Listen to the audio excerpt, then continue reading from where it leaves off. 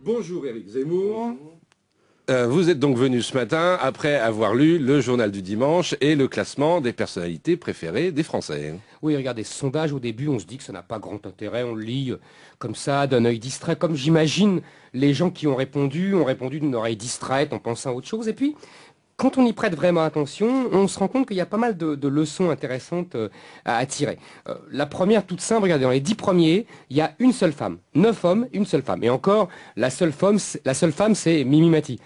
Comme si, dans l'inconscient collectif, la femme restait avant tout un objet de désir qui relevait d'un registre spécifique.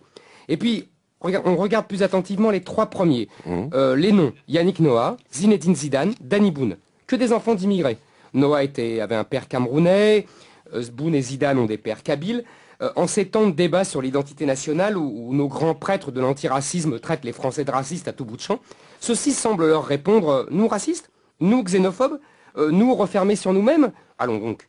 Enfin, on peut même continuer. On regarde les 50 premiers. Qu'est-ce qu'on voit? En masse, des chanteurs, des acteurs, quelques journalistes télé, des sportifs. Presque pas de politique, sauf Chirac, mais Chirac n'est plus un politique. Pas de patron non plus. Pas de chercheurs, pas d'écrivains, pas d'intellectuels, pas le moindre BHL. Et plus l'abbé Pierre, hein. L'abbé Pierre, avant, il était numéro 1 chaque année. Et ben voilà, les Français se sont adaptés.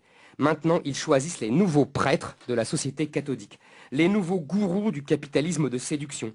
Ils s'adaptent au changement. Les Français aimaient un abbé qui avait fait vœu de pauvreté. Ils adulent désormais des gens riches, très riches, immensément riches. L'abbé Pierre était un Français de chez Français, chrétien depuis 1500 ans, comme la France, quoi. Aujourd'hui, il plébiscite des gens qui sont des membres sans complexe de ce que certains appellent les élites mondialisées, des nomades qui vivent assez loin du terroir. Regardez les 3 premiers. Noah vit entre les États-Unis, le Cameroun, la France. Il a le même rapport avec les patries qu'avec les femmes, il faut qu'il les collectionne. Il prétend toujours qu'il vit mieux à New York qu'à Paris.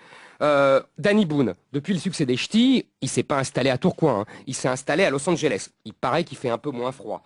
Et puis, regardez Zidane. Depuis des années, il s'est installé en Espagne, le pays de sa femme. Il y a quelques jours, il a rendu visite à l'équipe de football d'Algérie, pays de sa famille d'origine, et il a promis d'être leur premier soutien.